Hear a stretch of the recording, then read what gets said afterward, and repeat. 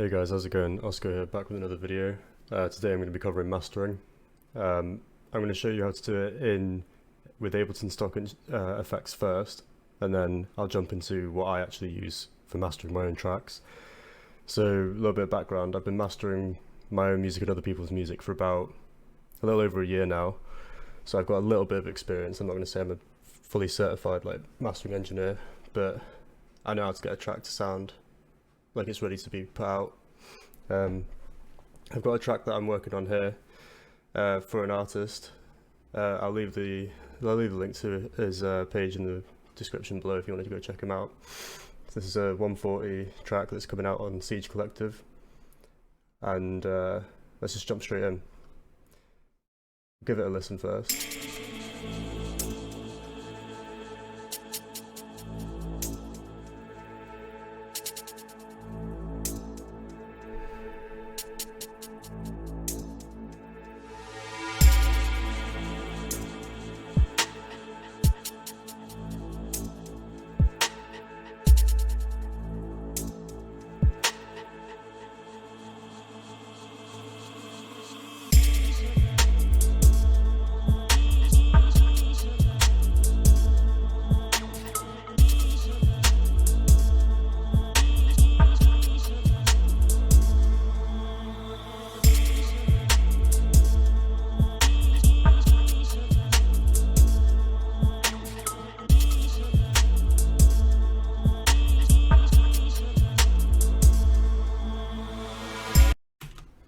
So we'll listen to this track over a period, but with mastering you want to find the loudest point of the track and start there.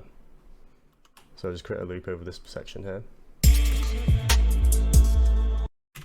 And we'll start off with an EQ. So straight away, upon listening, because I've already mastered these tracks, I'm just going through this quickly. Start with an EQ8 and I'll just turn all these points on.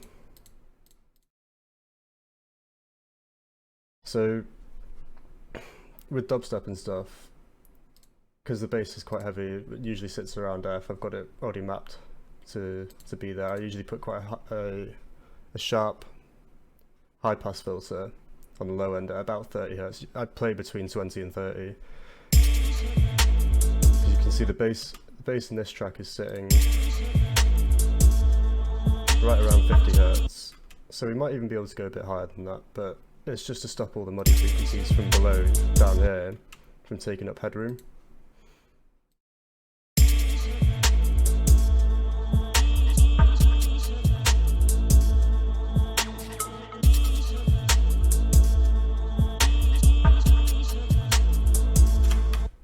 So we'll leave it at that. Now instantly I can tell that I want a little bit more high end, because this makes it sound a little bit more open. So what I'm going to do is change this EQ8 from stereo into a mid-side EQ. So now what we can do is, by hitting this little blue M button down here, we can swap between the mid and side bands. So I'm going to turn on 7 here on the side band, so I've selected side. I'm just going to raise that up. You don't want to be raising any more than like 3 dB, because at that point you're going to be raising the overall volume of the track, and you are going to be doing that, but over the period of the chain. You don't want to be doing it with your EQ curves.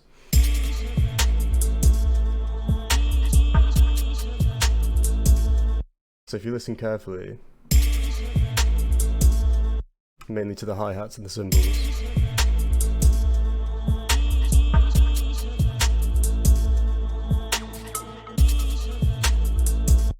so you can turn that on and off.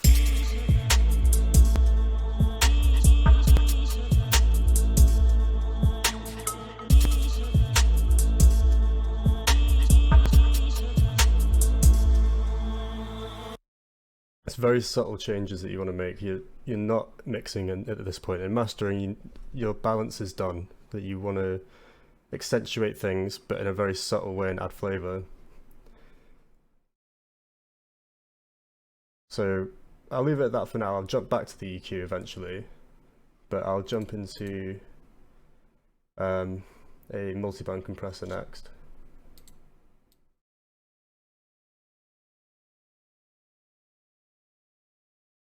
So again, subtle compression on all the bands.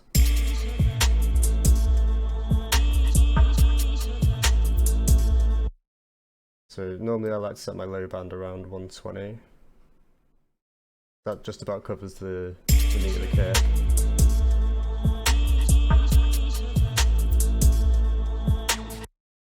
Now one thing I forgot to leave out actually is with the sideband, I like to high pass the sides up until about 200 Hz. That way everything below there is just coming through in the center channel, so you don't have to worry about mono compatibility and stuff. So the high end can use a little bit of upward compression, just a tad.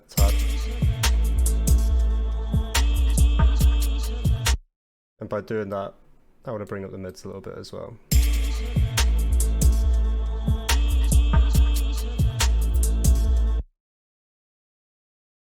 Now, because Ableton doesn't have an output meter, I'm just going to drag Isotopes Insight 2 on the end. I'm just going to leave this in the top corner, or like just over here, so I can keep an eye on my levels.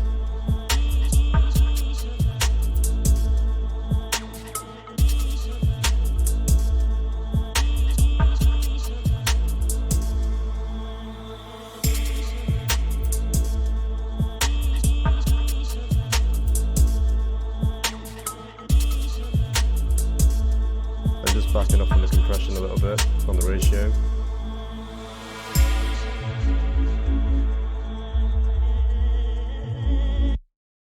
Again, so I'm happy with how that's sounding now. Then I'll get a glue compressor.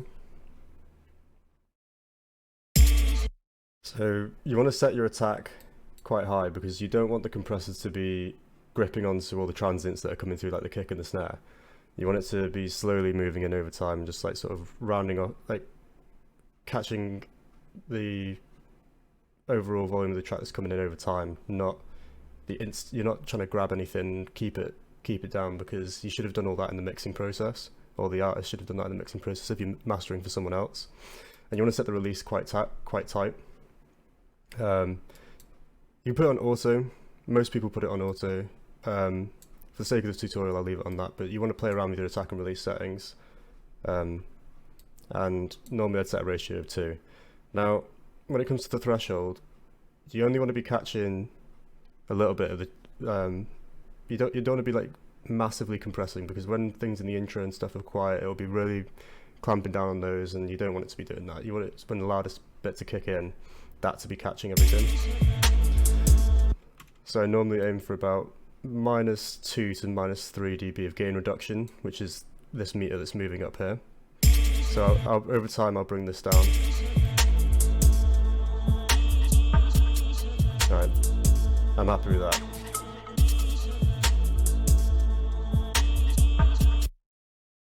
And now, well, maybe a limiter. So the Ableton limiter doesn't really sound too great in my opinion. But you know, because we're sticking to Ableton stock plugins, that's what we're going to use. So now that we're going into the limiter, and I've got my loudness here, an average master will go between -12 and -6 dB, depending on genre, the taste of the artist, what else is competitive. But my masters are always to -8 because that's just the standard. It'll sound good on most streaming platforms. We won't differentiate it too much. I won't have to make masters for different platforms if I keep it at -8, because it will sound almost as loud, or if not louder, than most tracks on all other platforms. So the trick with mastering to get it loud is not to crank the limiter, it's to move the gain up over the process of all of your steps. So within here, I'm going to raise this by a dB on every single stage and see what it sounds like.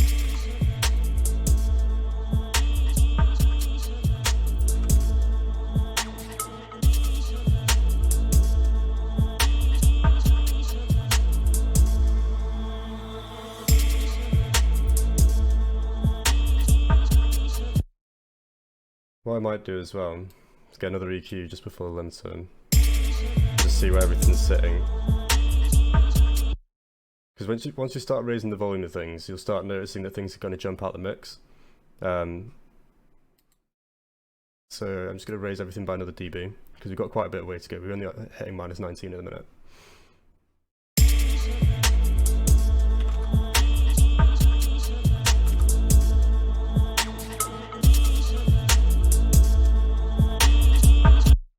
The reason why we're bringing things up over the course of the chain as well is because we don't want the limiter to be working too hard. We only want the limiter to really be catching these things. Like, we will move the gain up at the end, but the more work that you can do with gaining headroom over time, moving through the headroom over time, is you're not making the limiter work too hard. You want it to catch things, not to push things into it. Unless if that's your sound, but that depends on the artist. For most people's music, to keep dynamics and stuff, you want to be pushing it in over time.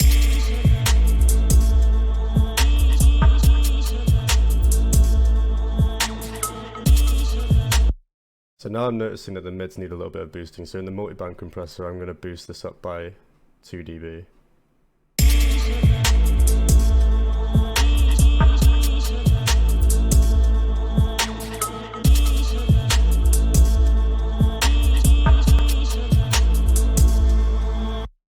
And once you start raising the high end and stuff, or even on sidebands and stuff, you want to be careful for like your target frequencies.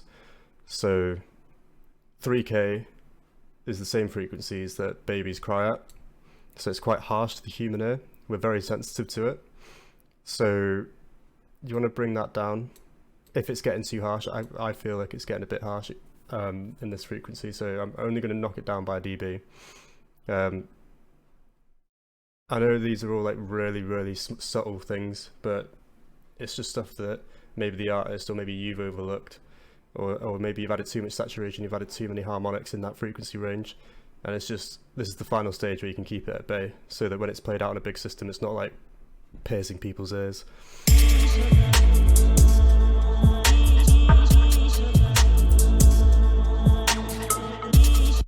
And a quick little tip for when you're making cuts is you might want to boost around the frequency, just very subtly. So I'll literally just go up like half a dB on either side of that cut that I've just made.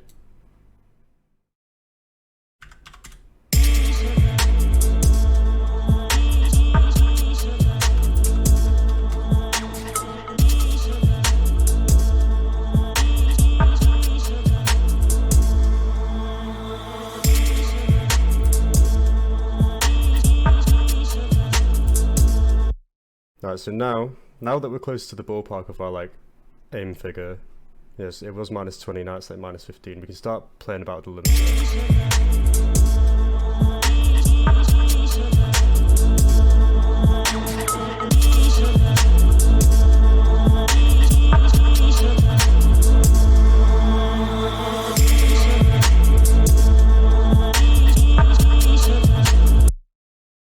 I want to accentuate that kick a little bit more as well. So maybe going into the multiband compressor, or maybe I can do it in this EQ actually, just to save. That kick's hitting just over 100 Hertz.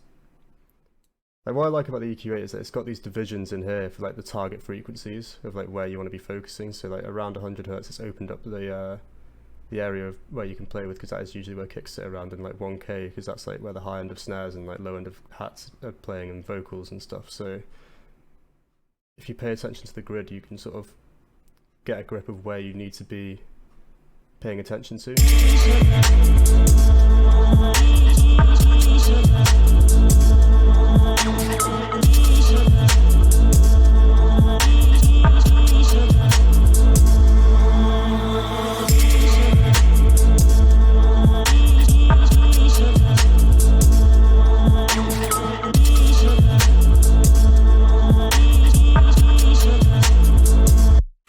I think what I'm going to do in the sideband as well is just right here give this a little bit of a bump, so that the sides are coming out around 1K a little bit more. because there's a lot of spatial stuff that's quite narrow and I want to widen it up a little bit. In Insight, we can have a look at the stereo field right here. So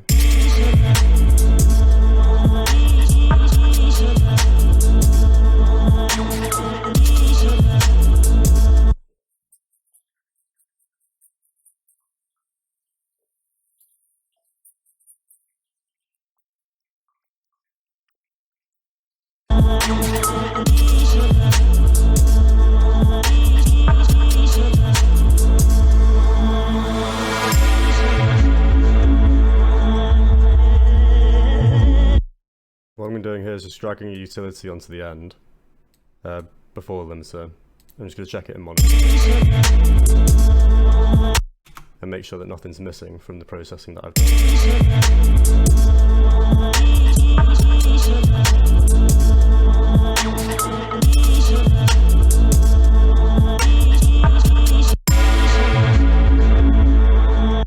Yeah, it's all sounding good. So take that out, take it off.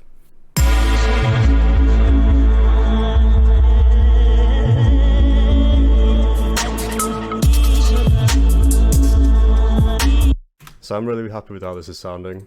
So what I'm going to do is freeze this track. Normally you'd export at this point, but I'm just freezing it in here, and then I'm going to flatten it just so you can see how the waveform looks now that we've done all this processing, glued it all together, and then show you like what your waveform should look like after you've mastered your tune.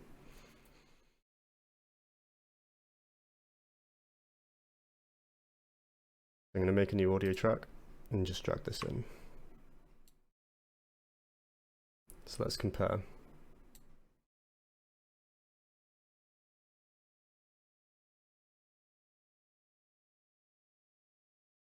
So when you buy tracks and you drag them into Ableton, you'll see that they'll all look a little bit closer to this. They might be a bit more rounded off, because if they've got it professionally mastered, they'll be going in and out of a mastering chain.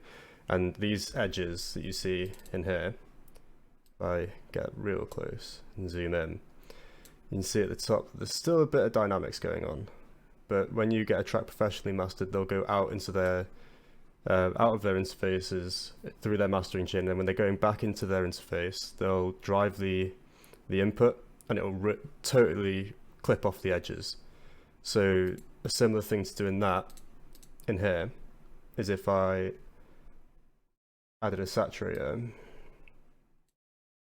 just before the limiter, turn soft clip on, and say gain it by 3 dB, and then reduce the output by 3 dB. So we're getting a little bit of saturation but no extra gain. And then I'll bounce that out again.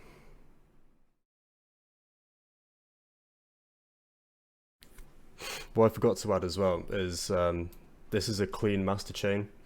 What you want to do is add some sort of harmonic saturation to a master. So if you have any outboard gear, or if you have a high-end interface, you can actually loop your stuff back out through by patching audio cables into your output, putting it back into your input, and driving it through your preamps. That way you'll get like an analog type distortion, and by doing that you create some really nice harmonics that a plugin couldn't really emulate. So yeah, within here now, these should be rounded off. You can see that they're pretty much the same level. Yeah. So we'll give that a listen.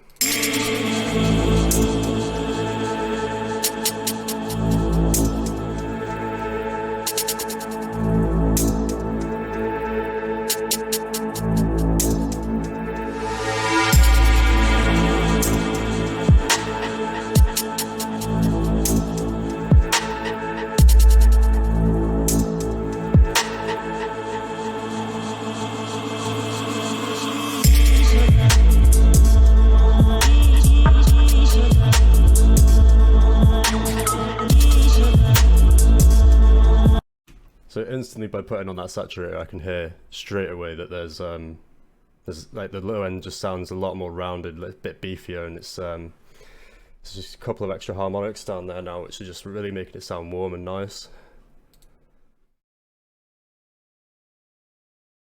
Yeah, I'm really happy with how that turned out. So if you guys want to take your own plugins and go into how you do things, if you want me to do masters for you, if you're not interested, if you want to see what my final masters are like, I'll leave my email below and you can hit me up and you can compare your masters using this tutorial compared to mine. I hope this has been helpful. You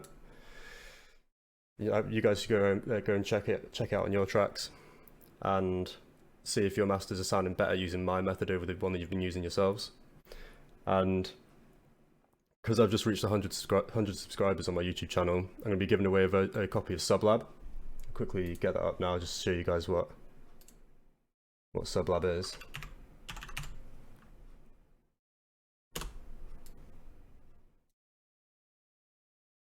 This is Sublab, so it's a VST that's designed for making sub basses and 808s. So if you guys leave a comment and like the video, I'll be giving away a license key for this. Yeah, I hope you enjoyed today's video. I'll be back tomorrow with a drum programming, and in the video following over the weekend I'll also be doing more sound design based on operator specifically for bass sounds, so stay tuned. Yeah, peace guys. Make sure you like, comment and subscribe on the video.